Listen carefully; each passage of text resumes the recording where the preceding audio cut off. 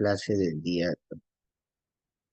Uy, no, me acabo de dar cuenta que me he puesto los audífonos, pero los audífonos no se han asociado aún con la computadora. A ver, denme un momentito. Vamos a asociarlo a la computadora.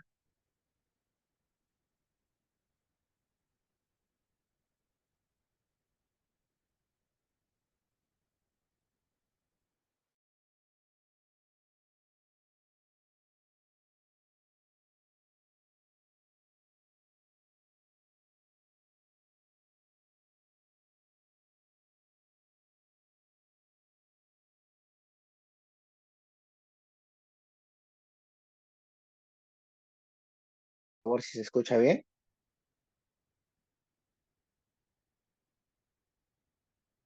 Chicos, ¿me escuchan? Hola. Sí, profesor. ¿Sí se escucha? Ya, perfecto. Vamos entonces a empezar o a continuar la clase del día de hoy. Qué bueno que se escuche bien, chicos. Bien, y para ya el día de hoy, pues elaborado la ponencia sobre entrenamiento en altura. Vamos a hablar sobre esas pautas que tenemos que tener, que son muy importantes eh, conocer sobre el entrenamiento en altura. De hecho, como robot, así, no se escucha muy bien entonces.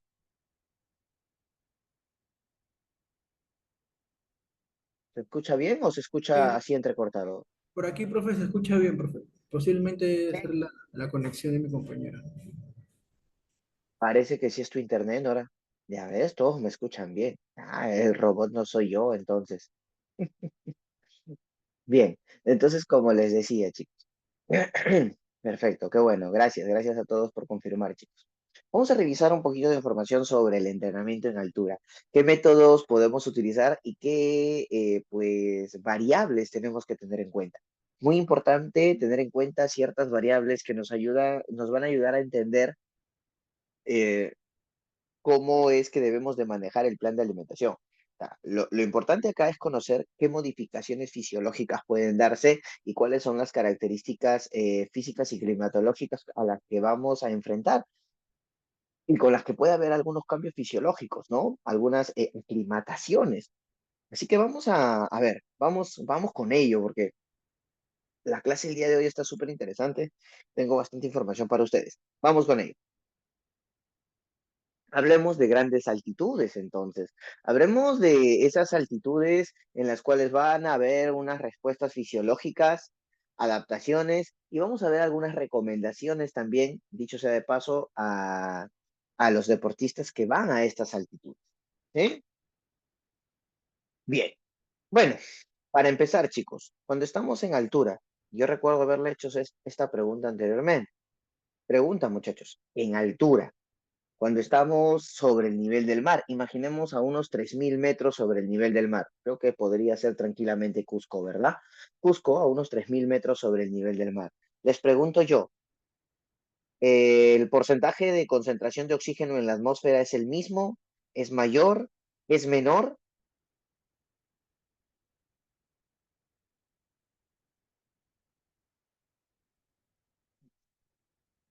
Es menor, nos dice Jean-Pierre. ¿Qué dicen los demás? ¿Hay menos oxígeno en la altura que en el llano? Ah, Leila también nos dice que es menor. A ver. Vamos, chicos, anímense. Los demás, ¿qué dicen?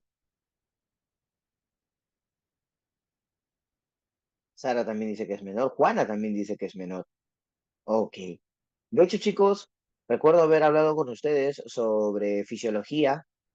Y John nos dice es la misma cantidad de oxígeno. Yo recuerdo haber hablado con ustedes sobre fisiología respiratoria.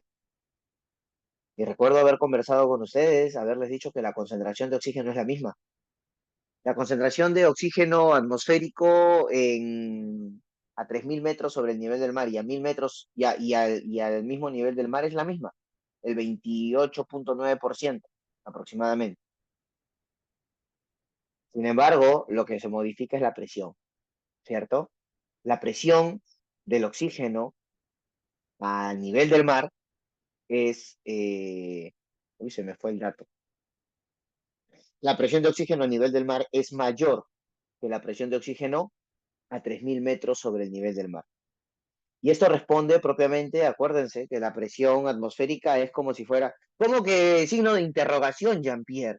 No puede ser. Y yo recuerdo haberles explicado eso el ciclo pasado en fisiología respiratoria. Yo recuerdo haberte visto ahí. Punto, yo. Debí haber dicho punto yo, pero esta vez no dije punto. Lo siento mucho. Para la próxima será. Acuérdense que la presión, chicos, la presión es como si fuera una columna de aire que posa sobre nuestra cabeza. Si nosotros estamos al nivel del mar, obviamente que esa presión es mayor. Es la columna de aire sobre nuestra cabeza es mayor, es más larga.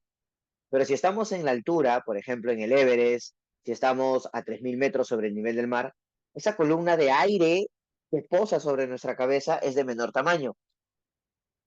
Es por eso que porque la presión, por ejemplo, de oxígeno a mayor altitud es menor. La presión de oxígeno a la altitud, a la altura del mar, ¿no? La presión de oxígeno es mayor. Pero, profesor, por ley de gases ideales no debería cumplirse que la cantidad de moles de oxígeno es menor en relación a menor presión. Que yo dije el porcentaje de concentración en mi pregunta, Jean-Pierre. Verás, ahora vas a ver la grabación. Yo dije el porcentaje de concentración. Yo no dije cantidad en moles. Porque si hacemos la conversión a moles, sí, tienes toda la razón. Porque ahí es un cuadro más pequeño, sí. En moles sí, pero en porcentaje no. Yo dije la concentración en porcentaje. El porcentaje es la misma, el 28, y di el dato, 28,9% dije, ¿cierto? Es por eso que muchas veces confundimos la concentración de oxígeno es la misma en la altura que en el llano. Sin embargo, lo que diferencia en realidad es la presión atmosférica y es lo que tenemos que tener más en cuenta. Incluso tenemos que tener más en cuenta la presión que la misma cantidad de moles o el mismo porcentaje, porque es la presión, esa fuerza. Vamos a hablar, si desean, un poquito de física. La presión es un tipo de fuerza. Entonces, a mayor altura hay menos presión, hay menos fuerza con la que el oxígeno puede ingresar a nuestros pulmones. Y es por eso que nuestros pulmones tienen que trabajar un poquito más. ¿Mejor? ¿Mejor entendido, Jean-Pierre? ¿Sí? Espero que sí. No me responde, Jean-Pierre se ha molestado, creo. No está de acuerdo con mi respuesta, creo. Ok, Jean-Pierre, dale, no te preocupes.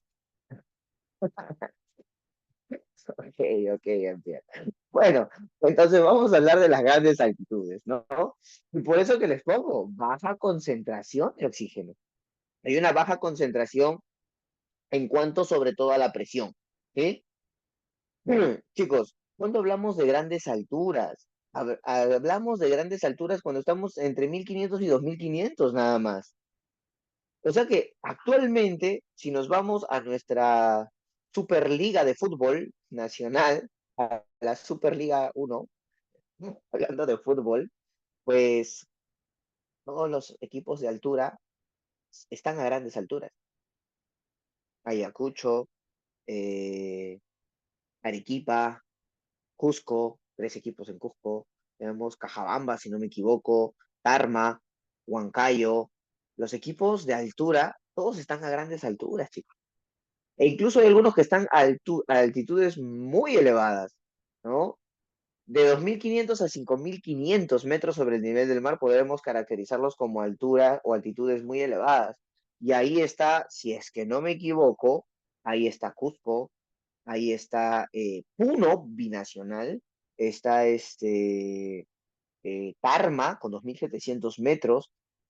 Ahí son alturas fuertes en realidad, ¿no? O sea, actualmente el campeonato, por eso dicen el campeonato más difícil, ¿no? El campeonato más duro. Bueno. Básicamente es por los cambios de relieves climatológicos o de relieves geográficos, mejor dicho, ¿no? Que por, bueno, el nivel sabemos que no es muy, muy bueno, pero pues los cambios geográficos son los que afectan a los deportistas. ¿Qué soluciones tenemos? Bueno, no hay ninguna solución. Si vas a tener que, y te toca ir a competir a la altura, vas a tener que afrontar las características climatológicas de la altura.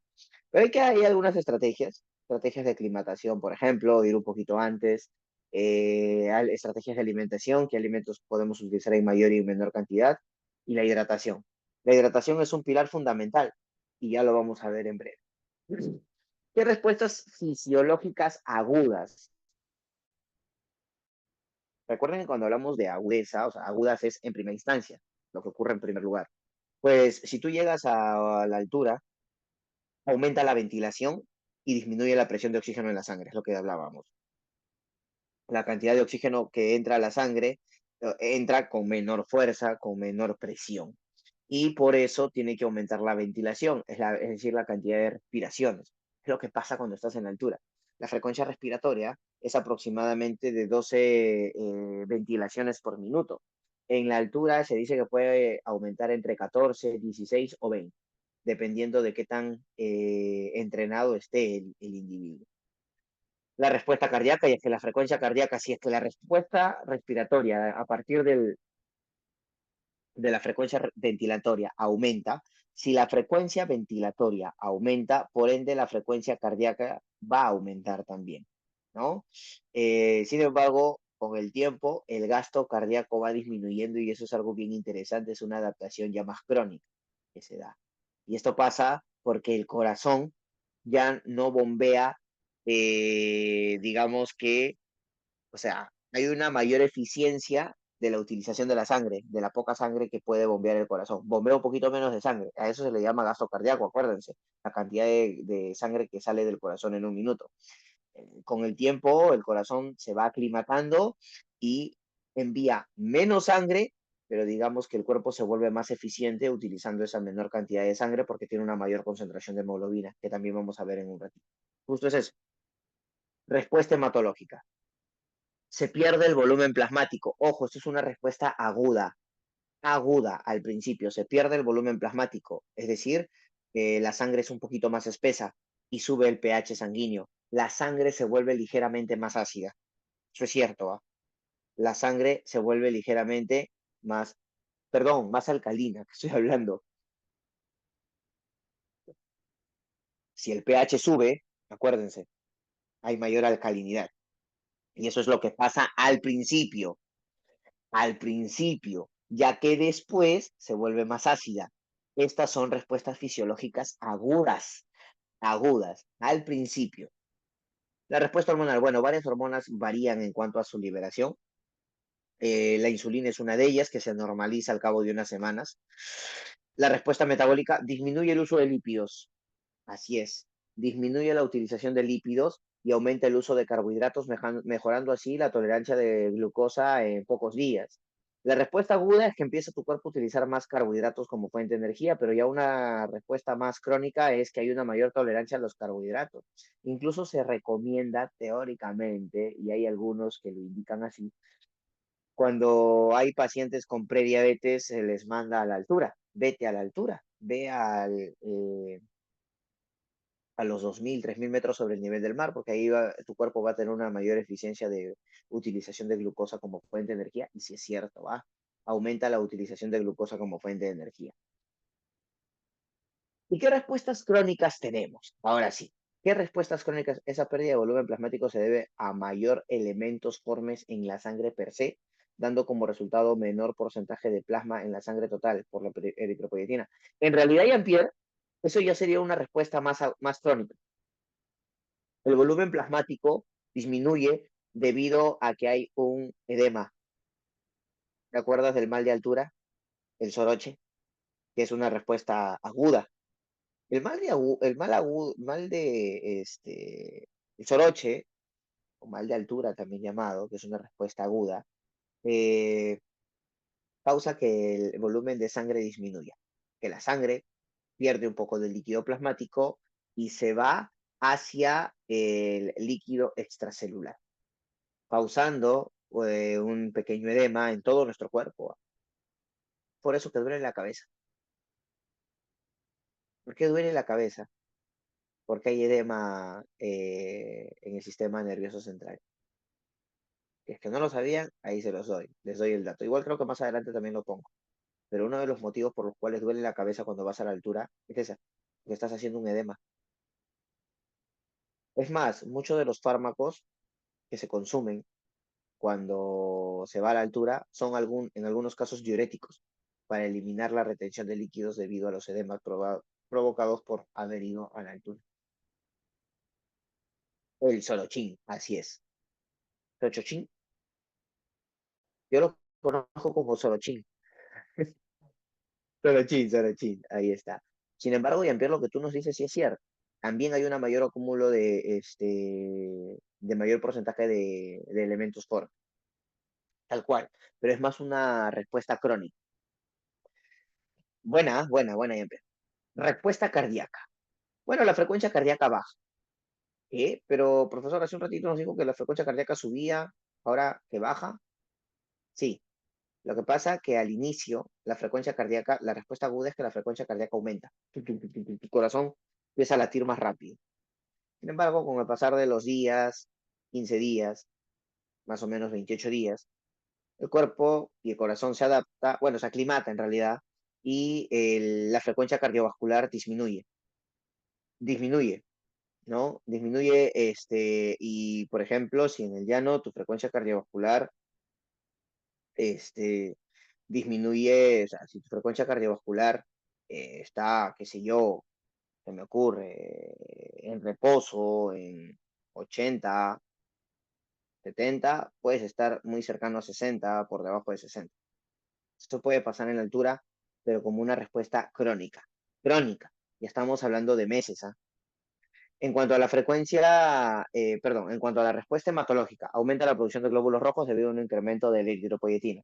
Ahí está, tal cual, Jean-Pierre, tal cual nos lo indicabas. Y esto indica, pues, que hay un aumento más de los elementos formes, tal como lo has indicado, y que conlleva a que pueda haber también un menor, en porcentaje, un menor volumen plasmático. En el caso de las catecolaminas, aumentan.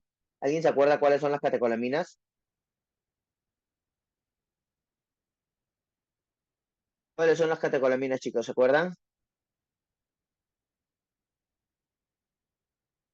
Adrenalina y noradrenalina, tal cual. Adrenalina y noradrenalina. Y hormona de crecimiento. Ahora, ¿por qué aumentan la liberación? ¿Por qué se aumenta la liberación de estas hormonas? El aumento de la liberación de estas hormonas tiene que ver muchísimo con el aumento del metabolismo. Y es que el cuerpo empieza a volverse un poco más eficiente utilizando metabolitos que tenemos, como carbohidratos e incluso como lípidos. Y también, aquí no está, pero también hay segregación de otra hormona más. Hay una segregación de una mayor cantidad de cortisol, la hormona del estrés. También, ¿sí? Hay una pequeña liberación de mayor cantidad de cortisol, pero no es una liberación patológica, ¿ya? Por si acaso. Además tenemos por acá, respuesta muscular. Con estadías largas, hay pérdida de masa corporal, disminución en el tamaño de las fibras musculares y posiblemente por cambios hormonales y menor actividad física. Sí, esto se da debido a la menor actividad física sin lugar a dudas, porque como estás con el mal de altura o mal de montaña, como también se le conoce, eh, empieza pues dejas de hacer actividad física, empiezas dejas a moverte, ¿no? Puede que por ello también haya una disminución de la masa muscular. Al regresar a las altitudes bajas, puede haber síntomas de readaptación, irregularidades respiratorias y fatigas que se resuelven gradualmente. ¿Alguien le ha pasado? ¿Alguien le ha pasado, chicos, que cuando están de la altura, bajan al llano, ¿no? Están en la altura, no sé, se me ocurre un mes, 2 meses, 3 meses, medio año, y regresan al llano, ¿les causa molestia?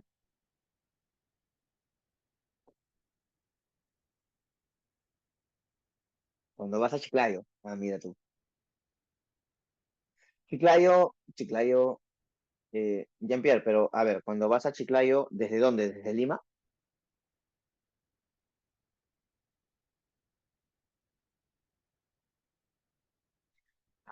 Es otra cosa, Cutero, claro. Mira tú estás ahí por el lugar donde están los, Comerciantes Unidos, ¿no? El equipo Comerciantes Unidos, ¿o me equivoco? ¿Sí? Claro. Pero yo iba a ir para el partido de la U, que fue con Comerciantes Unidos, creo, la primera fecha de la apertura, pero no me alcanzó el tiempo. De haber sabido que tú estás por ahí, me hubiese contactado contigo para que me des los tips para llegar. En tu caso, por ejemplo, el bajar de la altura e ir al llano, obviamente que va a causar un estrés metabólico, un estrés en el cuerpo, que estás bajando y aumenta la presión. O sea, de lo que estás acostumbrado y aclimatado a una baja presión, el, ba- el, el bajar al llano es que aumente la presión. Y ustedes lo pueden ver, chicos, yo los invito, y seguramente les ha pasado.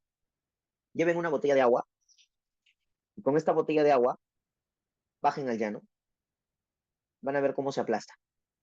Termina aplastada la botella. No sé si les ha pasado, pero la botella termina aplastada. Es por la presión, porque hay más presión. En el caso del trail running en altura, ¿por qué el uso del gel deportivo les causa problemas gastrointestinales? Por eso prefieren el uso de gomitas. En realidad, John,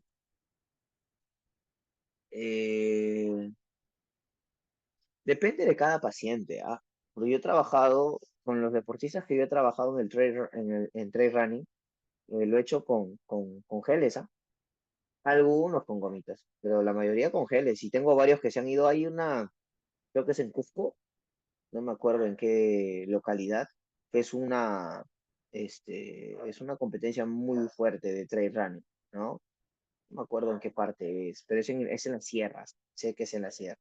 Tengo algunos pacientes que la han corrido, este, y van con geles. Eso depende sí, en realidad de cada individuo. Te podría decir eso. Bueno, el mal de altura. Si no se logra una correcta aclimatación, se provocarán síntomas como cefalea, clásico, chicos. A mí me pasa, cuando yo voy a la altura, a mí me pasa, yo sufro del mal de altura. A mí me pasa, me duele la cabeza. Pero no mucho, me duele un poquito, pero sí me duele. Sí, Jean-Pierre también. Sí. A mí me pasa, me duele. Eh, Gracias a Dios no me da náuseas y vómitos, ¿no? Bueno, en mi caso, sinceramente, miren y se dan cuenta que cada individuo es completamente distinto, pero ahí se pierde el apetito, ¿verdad? Porque pasa en la mayor cantidad de personas. A mí me da más hambre. Yo cuando voy a la altura, a mí me da más hambre. Me da ganas de comerme mi sopa de mote, me da ganas de comerme mi caldo de gallina, me da ganas de comer todo lo que sea sopa, la verdad. Pero sí la cefalea es muy recurrente. Y les vuelvo a repetir, la cefalea es recurrente debido a una disminución del volumen plasmático y un aumento de líquido extracelular que causa cefalea, que causa edema. Factores de riesgo que van a aumentar este desarrollo de mal de altura. Cuando hay una rápida velocidad de ascenso, ¿no? Cuando subes muy rápido. Dietas altas en grasas y proteínas y bajas en carbohidratos. Mucho cuidado. Cuando vayas a la altura, trata de no consumir muchas grasas y muchas proteínas. Porque acuérdense de algo tan sencillo, que las grasas y las proteínas retardan el vaciado gástrico. Y tú no quieres llegar con un estómago muy lleno a la altura, porque si no, como se dice coloquialmente, no creo que se molesten, ¿no? Pero como se dice coloquialmente, se viene el hueco. Cuidado. Si no, con tu bolsa en mano, ¿cierto? ¿Cierto, Jean-Pierre? Mm. Eh, ¿Qué más? ¿Cuáles son los otros factores de riesgo que aumentan el desarrollo del mal de altura? Cuando la altitud es mayor, a mayor altitud vas a tener mayor problemas de mal de altura, cuando has tenido un historial de migrañas. Y algo bien interesante es lo de la obesidad. Bueno, hay pacientes que no les causa, pero hay en un mayor porcentaje, la mayor cantidad de pacientes obesos tienen una mayor probabilidad de desarrollar un mal de altura muy, digamos que muy acentuado. ¿Por qué? Porque acuérdense que una persona obesa ya es una persona altamente inflamada, ¿no? Con una inflamación de alto grado, de bajo grado, perdón, pero crónica. Entonces, ellos, al ir a la altura, Imagínense. De hecho, de por sí, ir a la altura nada más, hay una mayor liberación de citoquinas inflamatorias. Sumado a las citoquinas inflamatorias que ya tiene el paciente obeso, pues es un caldo de cultivo como para que se pueda, pues, para que los síntomas y signos del mal de altura se acentúen más. Por lo general ocurren en altitudes que exceden los 2000 metros.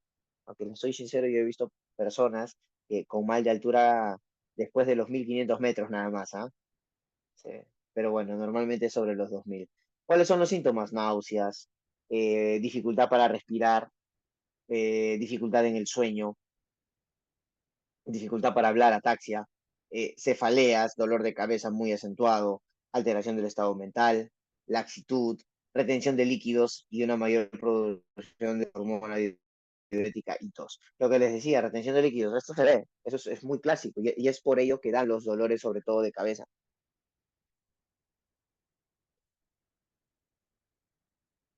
Ahora, bueno, no es tan bien utilizada la palabra adaptación, chicos. Se recomienda más utilizar la palabra aclimatación. Lo he puesto como para que se pueda entender, pero ojo, se utiliza y se recomienda utilizar más la palabra aclimatación. A mayor altura hay menor cantidad de oxígeno en porcentaje, perdón, bueno, como lo conversábamos, la presión de oxígeno es menor, ¿cierto? A mayor altura, la presión de oxígeno es menor, lo que va a obligar a los deportistas a adaptarse, a aclimatarse antes de entrenar o competir, especialmente en deportes de resistencia. Esta adaptación también es necesaria para evitar el mal de altura y entrenar sin problemas. Y es muy importante, si vas a competir en la altura, es muy importante que puedas ir subiendo gradualmente. Si vas a competir en la altura, lo ideal es que vayas por lo menos un mes antes, 28 días antes. Es lo ideal. Mínimo 15 días antes. Es lo ideal. Porque de esa manera vas a lograr una serie de aclimatación en tu cuerpo. Y ahora ustedes me preguntarán, pero ya Carlos, o pero profesor, yo veo que los equipos de la Liga uno van, por ejemplo, si tienen partido el día domingo, van sábado en la noche y juegan domingo, o van el mismo domingo y juegan domingo. Sí, porque eso lo hacen para evitar el mal de altura. Otra de las estrategias es ir y competir el mismo día. Si tienes la posibilidad, sin embargo, si tienes la posibilidad de ir 15 días antes, 20 días antes de la competencia, es mucho mejor, porque tu cuerpo no se va a aclimatar en ese único día que vas. Sin embargo, los síntomas y signos propios de la aclimatación, en la aclimatación hay cefalea, hay malestar, o sea, hay toda una serie de signos y síntomas en la aclimatación. Si uno va el mismo día que compite o un día antes, no va a sufrir tanto la aclimatación, o sea, no va a pasar por ese proceso. Los días más graves de la aclimatación son entre el tercer y el séptimo día. Son los días donde el paciente pues empieza a sentir la aclimatación, le duele más la cabeza, tiene mayor dificultad para respirar. Pero si vas y compites el mismo día, igual te va a chocar la altura, pero no te va a chocar tanto. Ese es el motivo por el cual viajan el mismo día o un día antes nada más de competir. Otra de las adaptaciones es el aumento de la cantidad de glóbulos rojos, ¿no? Lo que le comentaba hace un rato, o conversábamos hace un rato. Esto se debe a la liberación de una hormona, tal cual, tal cual Jean-Pierre nos comentaba, la EPO. La EPO, o llamada también eritropoyetina, que aumenta la concentración de hemoglobina, de hematocrito e incluso induce mejoras en el VO2 máximo. Eso sí, es muy importante tener una buena ingesta de hierro. Ojo, yo no estoy hablando de suplementación de hierro, yo estoy hablando de que haya una buena ingesta de hierro, ¿no? Se dice, y bueno, hay algunos estudios también que así lo indican, que para la altura sería ideal consumir 18 miligramos de hierro por día, sumado ácido fólico y vitamina B12, porque recuerden que si bien para formar hemoglobina el hierro es importante, la vitamina B9 y la vitamina B12 son importantes también para formar los glóbulos rojos. Eh, Otra cosa que yo recomiendo bastante es que antes de que el paciente vaya a competir a la altura, se haga un chequeo al menos de hemograma. para saber cómo están los niveles de hemoglobina. Si 2 meses antes, 3 meses antes de la competencia, obtengo el hemograma completo de mi paciente y en el hemograma completo de mi paciente observo que hay anemia, ahí sí tengo que suplementar y tengo que levantar esa anemia como sea, tengo que levantar esos niveles de glóbulos rojos como sea, porque no puedo ir a competir en anemia.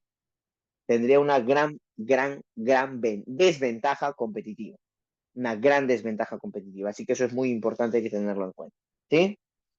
El entrenamiento en altitud provoca pérdida de masa muscular independientemente de la ingesta proteica.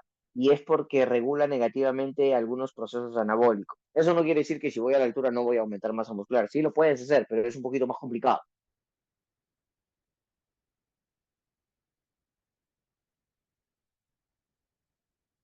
para deportistas, Jean-Pierre. Para deportistas en general. Es sobre todo para poder optimizar la mejor síntesis de hemoglobina. Bueno, en el caso de la termorregulación, entendemos que pues sí, ¿no? En la altura tenemos grandes niveles y niveles, dale, Jean-Pierre, y niveles altos de temperatura fría. ¿Cómo hacemos en esos casos? Bueno, sabemos que por termorregulación en entornos fríos perdemos calor y la falta de oxígeno en grandes altitudes puede causar fatiga y dificultad para comer y beber, lo que compromete nuestra capacidad de mantener la temperatura corporal. Claro, porque ya de por sí estar compitiendo o entrenando a una mayor altitud causa pues también una mayor falta de oxígeno y esto exacerba la fatiga. Así que ello compromete nuestra temperatura corporal, porque si ingerimos menor cantidad de alimentos vamos a tener una menor termogénesis. Es necesario ingerir la suficiente cantidad de carbohidratos porque el cuerpo utiliza más glucógeno. En altura, bueno, igual en el llano, ¿no? La piedra angular del rendimiento deportivo es el carbohidrato, sin lugar a dudas, sin lugar a dudas, ¿verdad? Sin embargo, en la altura cubre un gran papel el consumo alto en carbohidratos. Y cuando digo alto en carbohidratos me refiero a carbohidratos con la menor cantidad de grasa posible, porque en algún momento he dicho pues carbohidratos y pues en algún momento piensan, ah, ya, azúcares con un montón de tipo comida rápida, papas, fritas. No, no, no, no, no. Evitemos el consumo de lípidos y proteínas en gran cantidad. En la altura, más carbohidratos, carbohidratos, carbohidratos. ¿Sí? Hay una, eh, hay una metodología, ¿no? Del entrenamiento Live High, Train Low. Si vives en altura, entrena suave, ¿no? ¿Qué quiere decir? Este Live High and Train Low mejora el rendimiento en deportistas de cualquier disciplina al inducir las adaptaciones fisiológicas que mejoran el rendimiento en entornos con baja concentración de oxígeno hipóxico. Es decir, si si vas a competir en la altura, ve a la altura y entrena suave. No entrenes muy fuerte, porque ya probablemente vienes de entrenar fuerte del llano. A eso se refiere. Si ya has entrenado fuerte en el llano, los últimos días que llegas a la altura solamente para aclimatarte, entrena suave.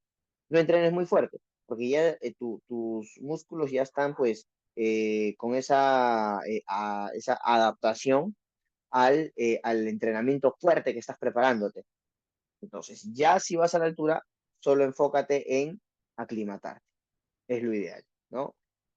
Eh, el entrenamiento Live High, Train Low ayuda a la pérdida de calor en entornos fríos.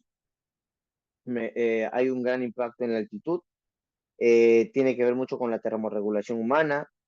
eh, Hay una vasodilatación inducida por el frío, sí, sí, sí, sí. Hay producción de calor por parte del cuerpo y mecanismos de tiritación. Los mecanismos de tiritación, chicos, es cuando empezamos a tiritar. Eso es un impacto y un impulso nervioso propio de para que nosotros nos podamos mover y con ello causar una mayor cantidad de calor. Bueno, acá están algunos de los mecanismos y algunos de los efectos que trae este tipo de entrenamiento, del entrenamiento Live High, Train Low. Vive en altura, entrena suave, ¿no? ¿Sí, no? Sí, si vives en altura, entrena suave. Está bien. Hay quienes, esto es importantísimo, satisfacer las necesidades de energías y fluidos. Chicos, si nosotros no satisfacemos esa necesidad de energía y fluidos, nuestro deportista va a caer en cualquier momento. Su rendimiento se va a ver muy mermado. Así que es muy importante satisfacer las necesidades tanto de energía como de fluido. Ahora, ¿qué nutrientes en grandes cantidades? Bueno, eh, por lo general la ingesta de alimentos disminuye, o sea, come un poco menos, ¿no? De un 10 a un 50% en el uso incluidos que no se ponen al frío extremo. Pero lo que sí o sí debemos de incluir en mayor cantidad son los carbohidratos, lo que les decía, ¿no? Los deportistas deben hacer un esfuerzo mayor por comer en intervalos frecuentes, ¿no? En periodos más pequeños, incluso priorizando los carbohidratos porque consumen menos oxígeno y poseen un efecto ahorrador de proteínas. Miren la importancia de los carbohidratos. Si van a permitir que ahorre además proteínas, porque en la altura sabemos que puede haber una disminución de las mismas. El entrenamiento en altura cambia las necesidades de nutrientes y lípidos de los atletas por dos razones. Uno, porque por los efectos propios de la altitud. La falta de oxígeno puede aumentar la necesidad de proteínas, carbohidratos, además de aumentar la pérdida de líquidos. O sea, no solamente es que aumente la necesidad por carbohidratos, la necesidad por proteínas, sino que también puede aumentar pérdida de líquidos. Ojo, que el paciente pierda más líquidos. Y por eso luego se sienten con la boca reseca, tienen más sed, es justamente por eso. Y lo otro es por el cambio en el entrenamiento. Los atletas pueden entrenar más intensamente o experimentar mayor estrés, lo que también aumenta la demanda de carbohidratos y líquidos. Además, el riesgo de deshidratación es mayor debido a la mayor pérdida de agua en la altura. En altura perdemos una gran cantidad de agua. En altura se puede decir que no es que sudemos más, eso va a depender mucho de la del ambiente, pero sobre todo en la altura eh, perdemos más agua. Eso es lo que pasa. El paciente se deshidrata con mayor facilidad. Así que hay que tener mucho cuidado. Agua y nutrientes calóricos, carbohidratos y agua. Son muy importantes para mejorar el tema del entrenamiento en la...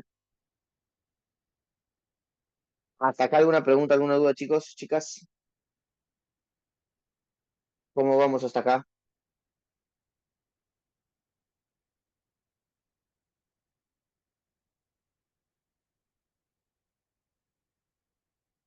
¿Preguntas, dudas?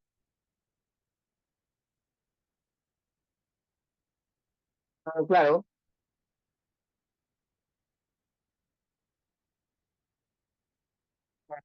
Ok. Vamos a continuar entonces. Ok.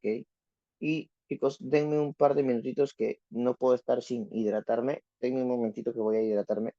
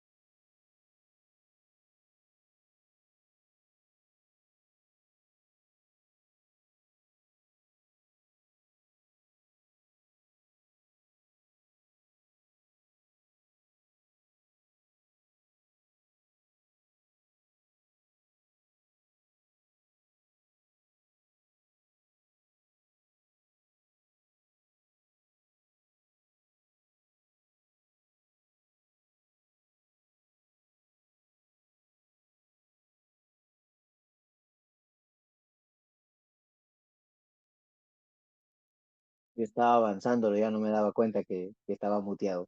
Chicos, vamos a continuar, ¿sí? Ya traje mi freidora grande, necesito estar hidratándome constantemente. A ver, al entrenar en altitud, bueno, vamos a hablar de las consideraciones de micronutrientes, vamos a hablar del hierro, que si bien es cierto que existen algunas pautas en cuanto a la suplementación, sobre todo en cierta población cuando va a entrenar en altura. Vamos a verlo. Al entrenar en altitud, los atletas deben prestar atención a su estado de hierro, ¿no? Se recomienda estar midiendo el hierro, como les había comentado, ver cómo está su nivel de hemoglobina. Eso es fundamental. Ver su nivel de hemoglobina para evitar que pueda haber alguna complicación más adelante, ¿no? Se recomienda medir el nivel de hemoglobina tanto antes como durante los entrenamientos en altura o las competencias, sobre todo antes de las competencias, ¿no? Por ahí se puede aceptar una suplementación con hierro de 100 a 200 miligramos, eh, siempre y cuando haya, haya, chicos, algún problema de hierro, ¿no? O sea, que los niveles de hierro estén bajos.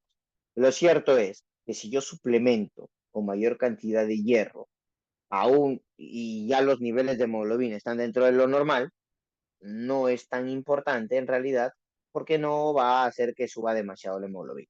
¿Me dejo entender? O sea, ya si tu paciente está dentro de los rangos de normalidad, no hay problema. Darle la cantidad de hierro al día nada más que hemos visto hace un momento, pero después suplementar ya no es tan relevante. ¿Cuándo suplemento? Suplemento cuando los niveles de hemoglobina están bajos o los niveles de hierro en tu paciente están bajos. ¿Sí? Bueno, las formulaciones intravenosas no ofrecen grandes ventajas adicionales en realidad, y esta hormona es muy interesante, la llamada epsidina, que es la que regula la absorción de hierro, ¿no? Eh, ¿Alguien ha escuchado antes hablar de la epsidina? ¿Tienen información sobre epsidina? Claro, es la hormona reguladora del hierro. Lo que va a hacer la epsidina es regular la absorción de hierro a nivel intestinal. Es la que dice, sí, que se siga absorbiendo o no, ya paren las máquinas, que ya no se absorba nada a nivel intestinal. Es muy importante esta hormona. Además tiene otras funciones más en los macrófagos que permite que se libere un poco más de hierro, etcétera, etcétera. Pero lo digamos que por ahora lo más importante es entender que la epsidina regula la absorción del hierro a nivel intestinal. La disponibilidad continua de hierro es más importante que las reservas previas y es esencial la supervisión médica para evitar riesgos por exceso de hierro. Por eso no es recomendable suplementar.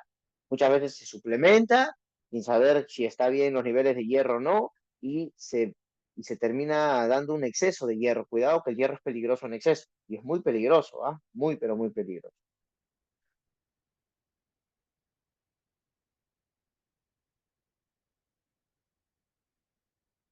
Señaliza la degradación de la ferroportina y ya no pasa el hierro por la membrana vasolateral cuando ya se alcanza el requerimiento de hierro.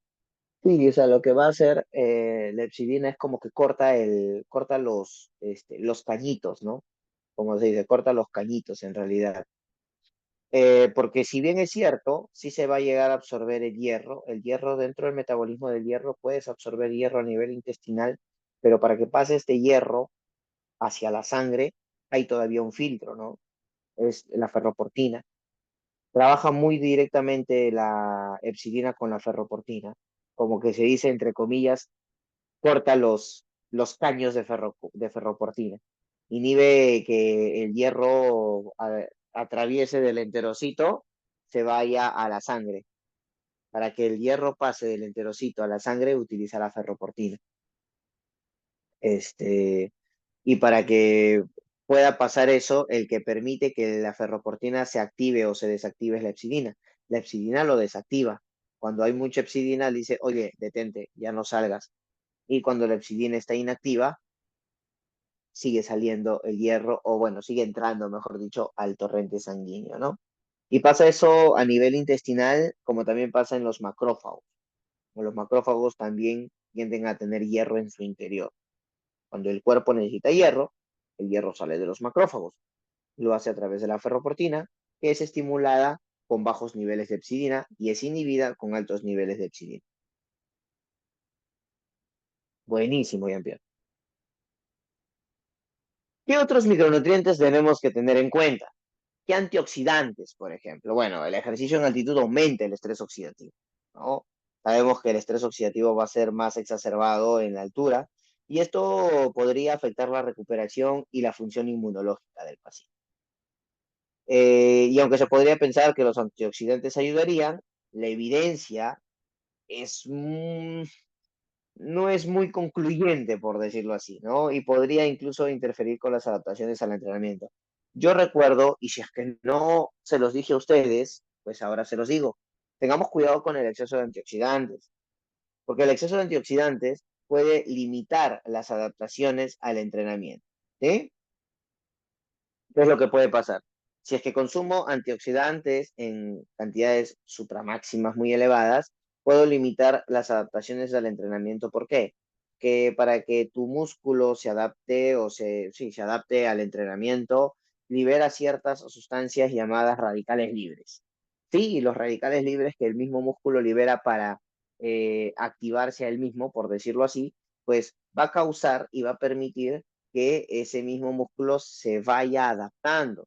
Digamos que dentro de la célula muscular se liberan una cantidad de estos radicales libres, se liberan radicales libres para dañar a la actina. Y ese daño va a permitir que la actina se vuelva a reformular, que el núcleo de la célula detecte que hay daño en la actina y reformula una nueva actina. Eso es lo que hace muchos de los radicales libres que se crean durante el ejercicio. Y lamentablemente, una suplementación nada más, ni siquiera super, una suplementación nada más de antioxidantes podría limitar esas adaptaciones al entrenamiento. En lugar de suplementos, por eso, en altas dosis se recomienda incluir alimentos ricos en antioxidantes, ricos en vitamina C, que mejoren la absorción de hierro, pero algunos otros alimentos ricos en antioxidantes y polifenoles como los arándanos, las fresas, etcétera, etcétera. Así que no pensemos tanto en antioxidantes, pensemos más en alimentos. En altitudes pues, altas, ¿no? Valga la redundancia, y climas extremos, el estrés oxidativo aumenta y se requiere más antioxidantes de frutas y verduras frescas, justo lo que les decía, ¿no? Probablemente es muy, muy probable que hoy en día el antioxidante o la fruta antioxidante de la cual más se hable son los arándanos, ¿no? Y es que los arándanos tienen dentro de sus propiedades ciertos fitoquímicos, ciertos fitonutrientes que van a ayudar justamente en todos estos procesos inflamatorios. Así que incluyanlos en su plan de alimentación. Bien interesante. Si no es posible incluir, ¿se pueden utilizar multivitamínicos? Sí, pero yo particularmente no los recomiendo mucho, ¿no? No recomiendo mucho la utilización de multivitamínicos. Consumir alimentos ricos en antioxidantes como vitamina C, betacaroteno, selenio, vitamina E y ayuda a reducir la inflamación, perdón. Pero si a mí me preguntan, ¿suplementarías con multivitamínicos? O una persona que se supone si está yendo a la altura, está empezando a comer un poco mayor cantidad, más carbohidratos, no lo pensaría. Por ahí tal vez la vitamina B12 y revisando sus niveles de magnesio y de hierro puede ser, pero si es que está dentro de lo normal, no lo recomendaría. No recomendaría tanto el uso de multivitamínicos. Pero sí de alimentos ricos en vitamina C, alimentos ricos en micronutrientes, que sí son sumamente importantes. Suplementación con nitratos, algo bien interesante. ¿Habían escuchado sobre esto? Que los nitratos, bueno, los nitratos para empezar ayudan a la producción de óxido nítrico dentro de los vasos sanguíneos. ¿Qué es el óxido nítrico? El óxido nítrico es un gas, por si acaso. Si has ido a la tienda de suplementos y te han dicho que, oye, te vendo este óxido nítrico, eso es mentira. El óxido nítrico no se puede empaquetar, no se puede el óxido nítrico meter en un pote. ¿Por qué? Porque automáticamente cuando se abre, se iría volando, se volatilizaría, debido a que el óxido nítrico es un gas, ¿ya? Así que lo que se consume lo que se consume son precursores de óxido nítrico. Algunos precursores de óxido nítrico son la citrulina y la arginina, sin embargo, no tienen tanta relevancia científica. Quienes tienen mayor relevancia científica como precursores de óxido nítrico son los nitratos.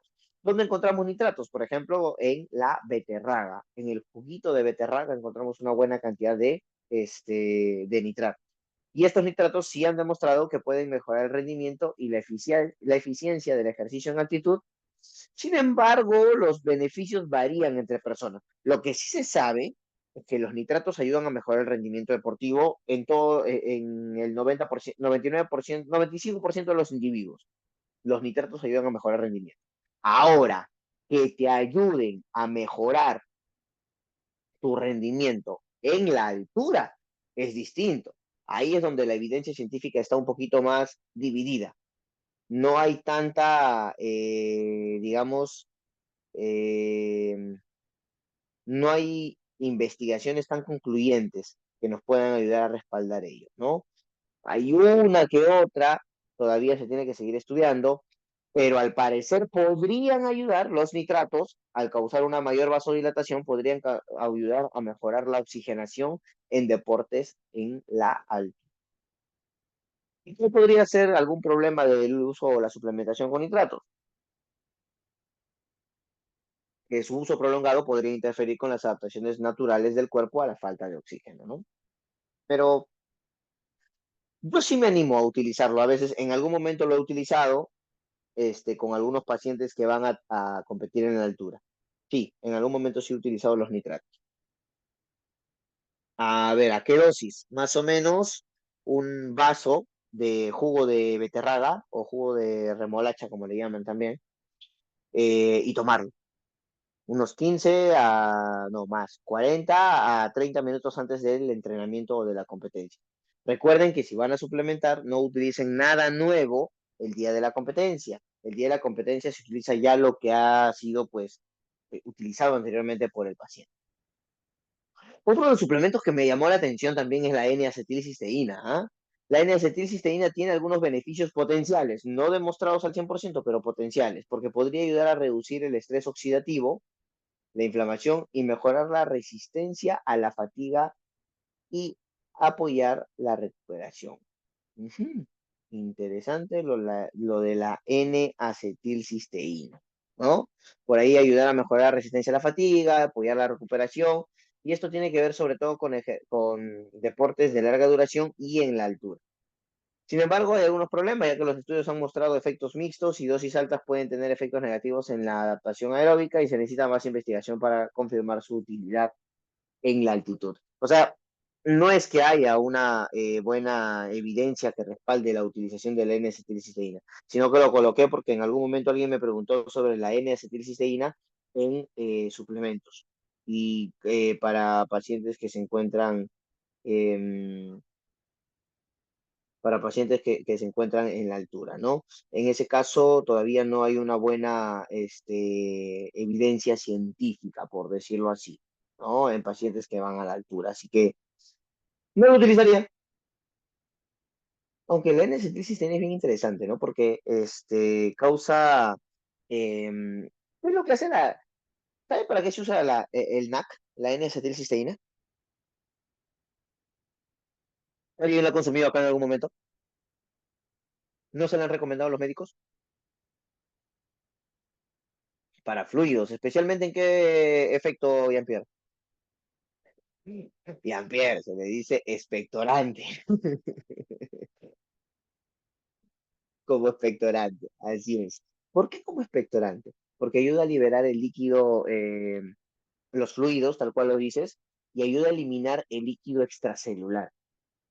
Entonces, como te ayuda a eliminar el líquido extracelular, podría ser un coayudante en la disminución del mal de altura, de los edemas producidos por la altura. Y por ahí iría un poquito su explicación en realidad, ¿ya? Por ahí iría un poquito su explicación.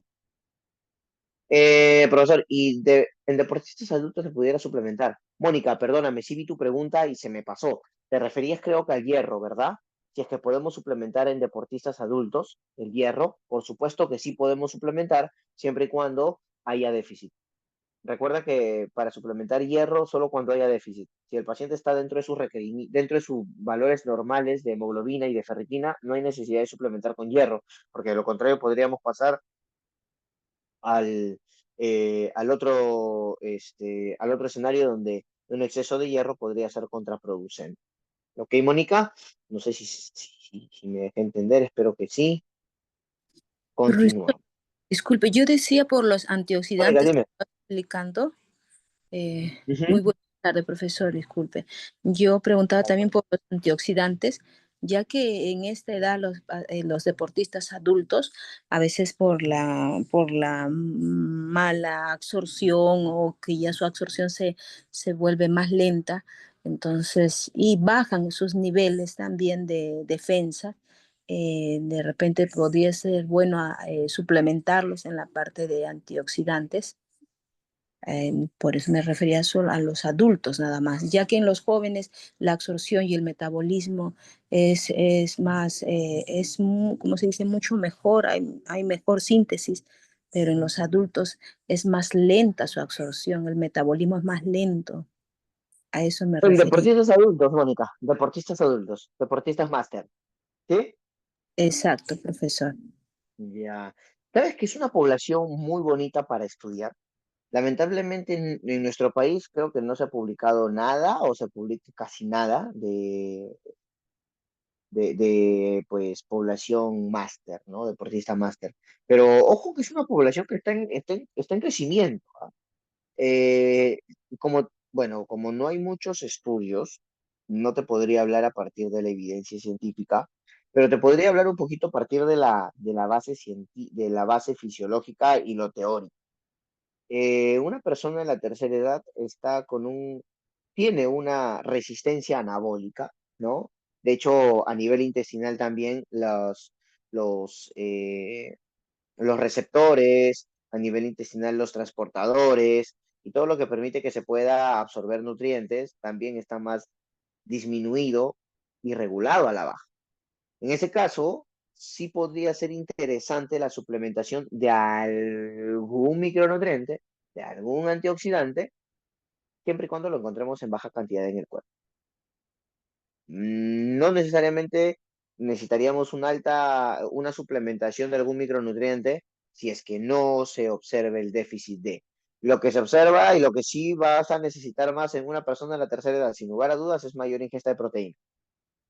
Eso sí, entre 1,6, yo particularmente doy 2 gramos de proteína por kilogramo de peso a mis deportistas máster, porque ellos tienen, como todas las personas de la tercera edad, una acentuada eh, uy, lo había dicho hace un ratito, resistencia anabólica, una acentuada resistencia anabólica, ¿ya? Tal cual, Jean-Pierre, tal cual. Una acentuada resistencia anabólica y más iría por ahí. Pero después una suplementación con vitaminas, minerales, yo lo pensaría solo si estuviéramos en el déficit de alguno de ellos, Ya, ¿no? profesor. Muchísimas Va gracias. por ahí. Ok, Mónica. ¿Alguien ha escuchado el ginkgo biloba? Es un suplemento interesante, ¿ah? El ginkgo biloba es derivado de una plantita, si no me equivoco, ¿no? Eh, eh, Se recomienda sobre todo para el sistema nervioso central.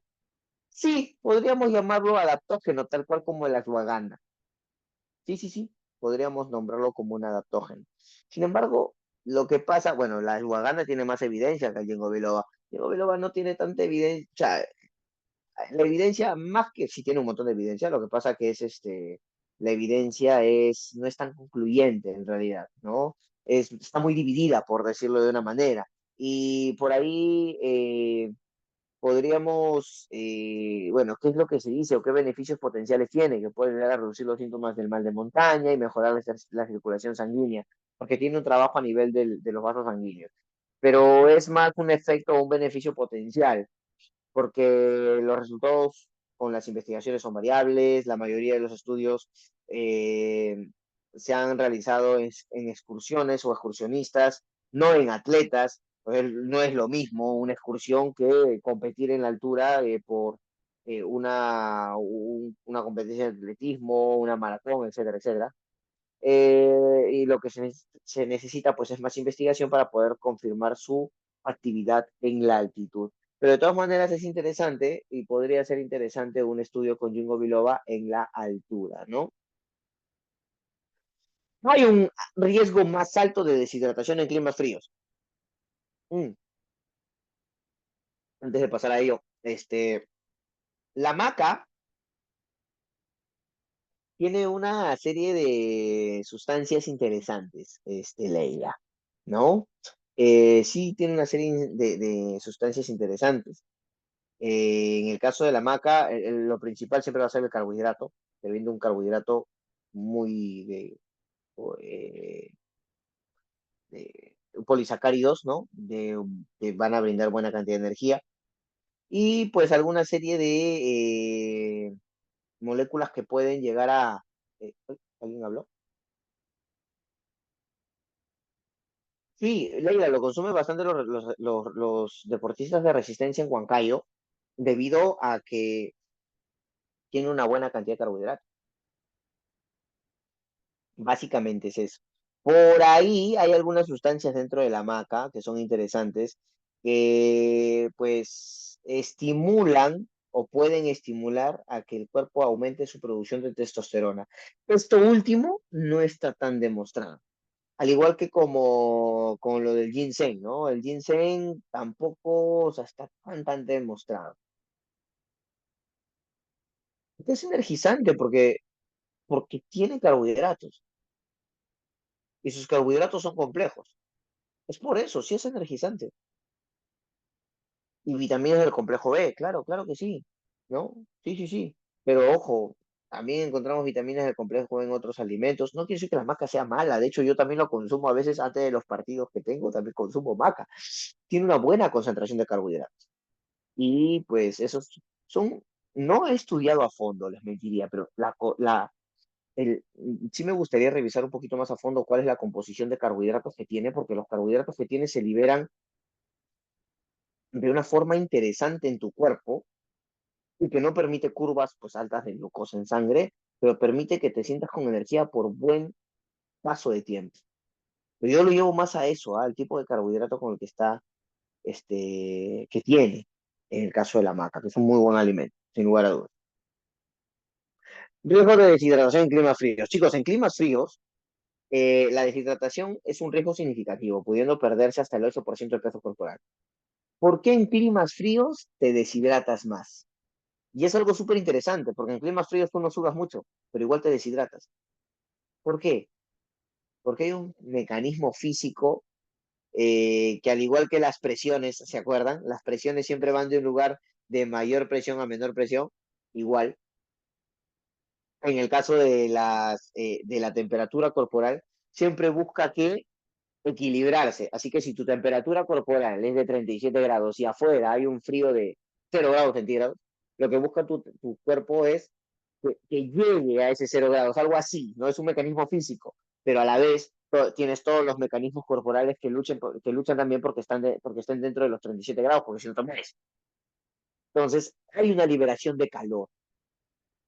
Y cuando liberas calor, también liberas agua, solo que no lo visualizas. Eso es lo que pasa en la altura. Hay liberación de calor, pero no hay liberación de tanta agua, hay liberación de calor, perdón, y ahí se libera agua sin necesidad de que tú sudes, ¿no?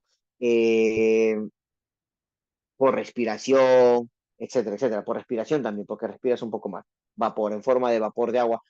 No sé si ustedes han visto, pero cuando están entrenando muchas personas en climas muy fríos, parece que saliera vapor de su cuerpo, ¿no? Parece que saliera vapor, se estuvieran quemando.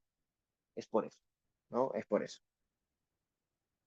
Se recomienda siempre llevar líquidos frecuentes, como un Camelback, consumir por lo menos 2 litros de agua al día, o incluso en algunas personas hasta 7, ¿no?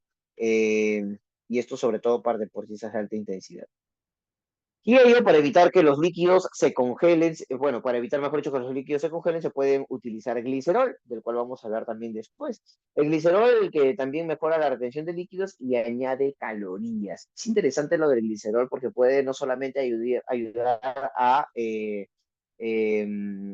evitar que se congele el agua, porque aumenta el punto de ebullición, sí, perdón, disminuye el punto de congelación, si no me equivoco.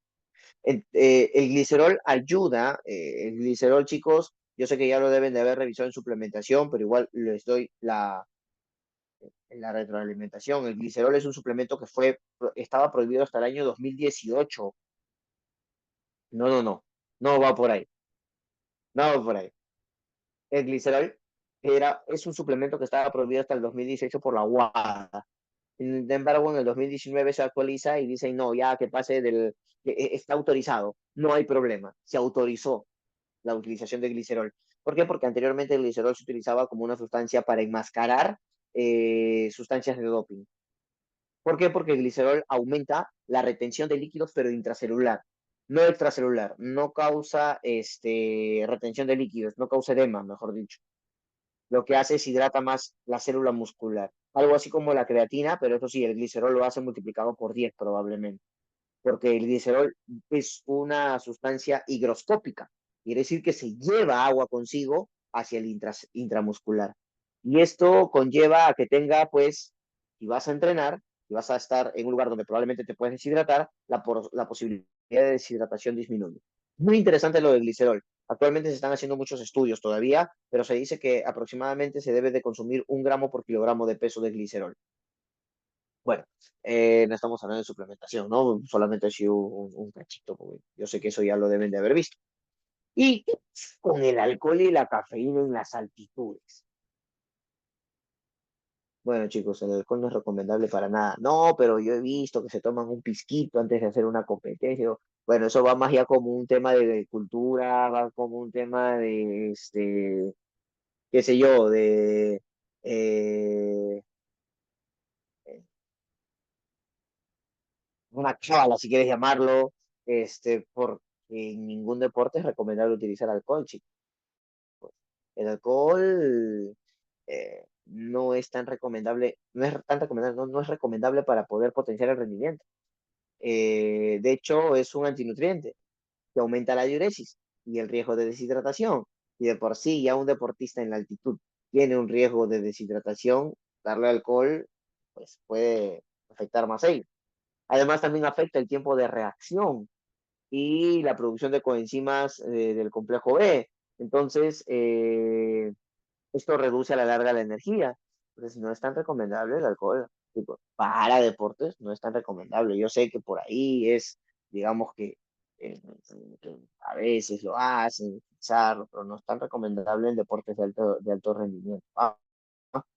Por otro lado, la cafeína. La cafeína, aunque puede causar diuresis en grandes cantidades, es beneficiosa en dosis recomendadas hasta 300 miligramos diarios, ¿no? Bueno, 0,3 gramos, perdón, 3 a 6 miligramos por kilogramo de peso, como estimulante principalmente del sistema nervioso central y vasodilatador, mejorando así el flujo sanguíneo de los tejidos. Sí, cafecito sí se recomienda, ¿no? O cafeína se recomienda porque va a ayudar a activar más el sistema nervioso central, disminuye la percepción de fatiga, disminuye la percepción de dolor también. Así que sí, ¿por qué no? El café podría ser interesante.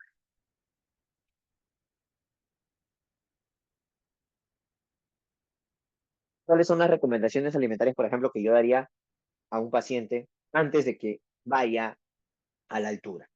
Consumir alimentos ricos en hierro y evaluar la necesidad de suplementar si es que los niveles de hierro están bajos, ¿cierto? Evaluar la ingesta de vitaminas como vitamina E, antioxidantes, siempre y cuando pues estemos frente a un paciente que esté con qué sé yo, eh,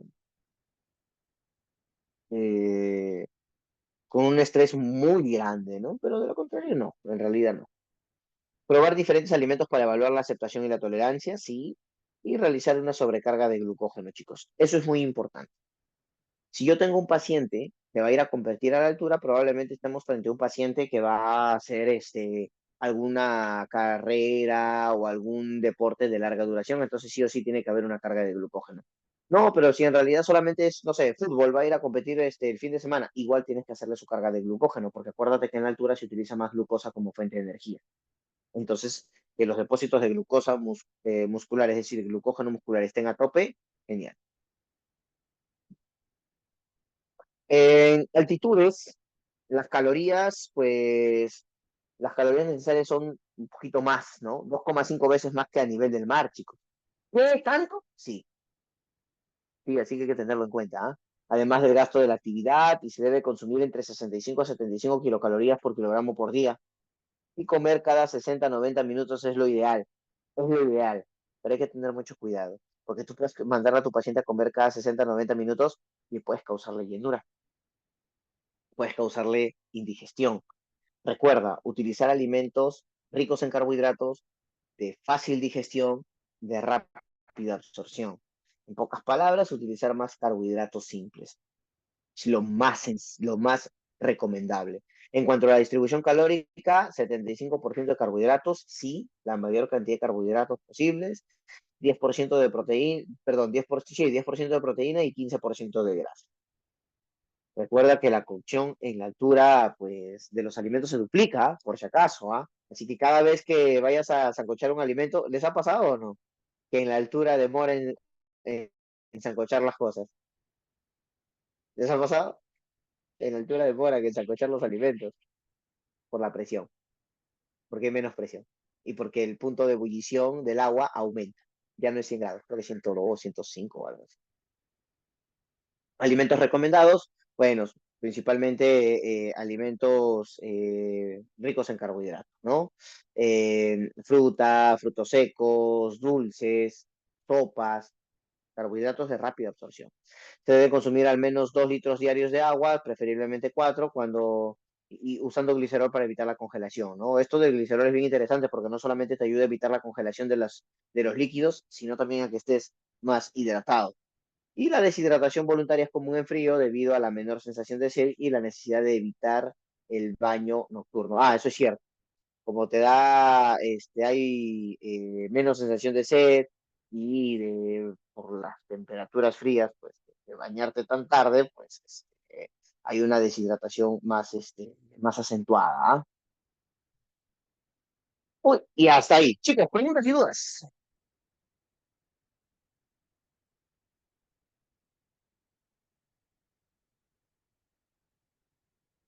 Preguntas y dudas sobre el entrenamiento en la altura, muchachos.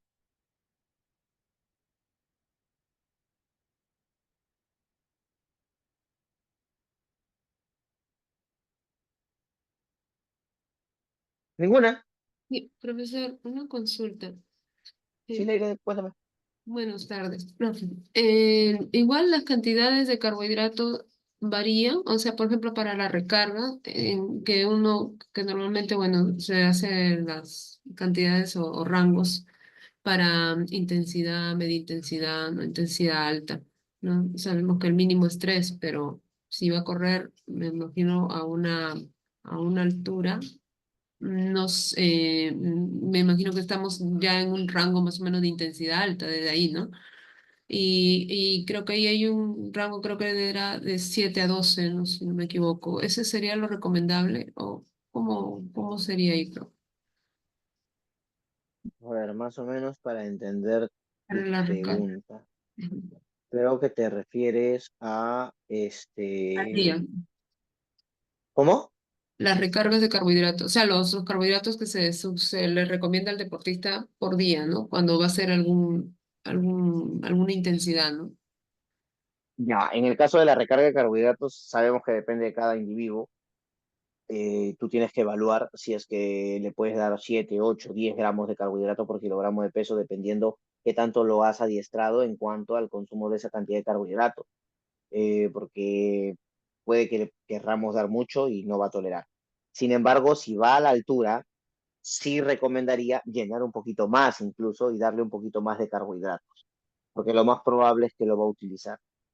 Sí podemos dar un poquito más. Si estás acostumbrada a darle 7, le daría hasta 8, 9. Si estás acostumbrada a darle 8, le daría hasta 9 o casi 9,5. Lo que pasa es que en la altura se utilizan más cantidad de carbohidratos. Y me ha pasado porque con los chicos a los que he asesorado en algún momento me ha dicho, Carlos, me quedo con hambre. Me Ujú. quedo con hambre, estaba en la altura y me he quedado con hambre. O sea, vengo de hacer un trail no me acuerdo cómo se llama este trail en la altura. Hay un trail que se hace bien conocido. No me acuerdo, pero sí, sí, sí me ha pasado, Leila. Ujú. Eso sucede bastante. Ok, profe. Ya. Muchas Ok, gracias. gracias.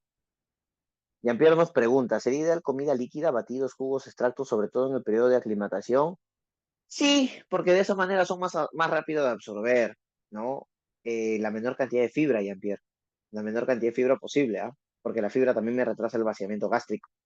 Entonces, en la altura, menos fibra, menos proteína, menos grasas, ¿no? Hasta que ya el paciente esté aclimatado, porque eso va a ayudar bastante a que pueda absorber mejor los carbohidratos, sin lugar a dudas. Profe, buenas tardes. Hola, Juana, ¿qué tal? Profe, una consulta con lo que preguntó Jean-Pierre. Para la aclimatación, ¿sería bueno bajar las porciones de carbohidrato? Porque hacen mayor, o sea, utilizan, por el cambio de, por la utilización. Sabemos que, por ejemplo, en un paciente que considero, ¿no? Que se debía de subir las grasas y bajar los carbohidratos para que no haya mucha producción de dióxido de carbono. No, no, no, al contrario, hemos venido hablando toda la clase de que se debería de consumir más carbohidratos, porque hay mayor utilización de carbohidratos en altura. Esto debido a que, pues, si quieres te doy la base fisiológica, pero en altura se ha observado que debido al aumento de la presión, perdón, de la disminución de la presión de oxígeno, hay una mayor translocación de receptores GLUT de tipo 4 y tipo 1 a la membrana muscular, motivo por el cual el músculo utiliza mayor cantidad de glucosa como fuente de energía. Y esto es debido a que, entre comillas, hay menos oxígeno. Entonces, el cuerpo, a identificar que el oxígeno disminuye en cuanto entra menos oxígeno al cuerpo, ve otras rutas bioquímicas que utilizar como fuente de energía y entre ellas tenemos a la glucólisis. Y es por eso que el cuerpo utiliza más carbohidrato como fuente de energía. Es más, el mismo músculo así lo identifica y por eso trasloca a la membrana de la célula mayor cantidad de receptores GLUT, GLUT1, GLUT4 y por eso que se vuelve más sensible a la glucosa y por eso algunas personas dicen que los diabéticos deben ir a la altura. No está eso del todo demostrado, pero bueno, alguna base científica tiene. No está todo demostrado en la literatura. ¿Ah? No se recomiendan alimentos muy grasosos, no se recomiendan alimentos muy proteicos porque retardan el vaciamiento gástrico y podrían conllevar a que tu paciente esté muy repleto. Además, recuerda que también en la altura los movimientos peristálticos se enlentecen Realmente, sí. por eso, y por eso necesitas los alimentos que se absorban lo más rápido posible.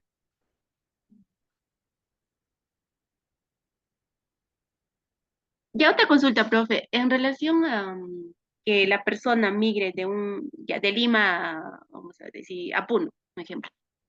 ¿Cuánto tiempo el paciente tiene que esperar para que se pueda hacer un dosaje de hemoglobina y ver los parámetros reales del dosaje del diagnóstico, ¿no? Del dosaje de hemoglobina? Es que en realidad la cantidad de hemoglobina va a ser real siempre. Yo creo que me indicas en qué tiempo se aclimata, ¿no? Claro, ¿En qué ¿cuánto tiempo se tiempo aclimata? tendría que él esperar Ya. para, porque siempre cuando hay una migración, ¿no? Se ve que tiene que aclimatarse o por el cambio de altura es otro número. Hasta donde yo tengo entendido, pues ahí Jean-Pierre nos ha puesto un dato interesante que igual yo lo voy a revisar. No, no, no lo tengo, te soy sincero, Jean-Pierre. Yo tengo entendido que la aclimatación 4 meses. es de 28 días, de 15 días a 28 días. Eso es la aclimatación para poder competir. Ojo, yo estoy hablando para poder competir desde el ámbito deportivo, pero para poder dosar la hemoglobina y ver esos cambios en la eritropoyetina y todo ello, 4 meses, ok, no, no, ese dato sí yo no lo tengo. Pero si acá el colega nos está diciendo 4 meses, probablemente sea ello, ¿no? Habría que revisar. Profe, gracias. Igual lo voy a revisar porque tenía entendido que era un mes, esperar un mes y luego se procedía, ¿no? A hacer eso. Ok, sí, yo también lo voy a revisar. Ya. Gracias. Ah, resolución ministerial del MINSA. Ok, interesante. Ahora lo reviso. Listo, bien, pero hoy, gracias, ¿ah? Todos los días aprendemos algo nuevo, chicos, está perfecto. Gracias, bien, ¿Alguna duda, alguna otra pregunta, colegas?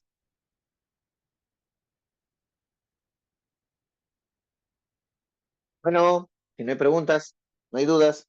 Chicos, hoy día estamos terminando la clase entonces y ya nos estamos viendo la próxima semana y la próxima semana ya nos vemos de manera presencial, ¿no?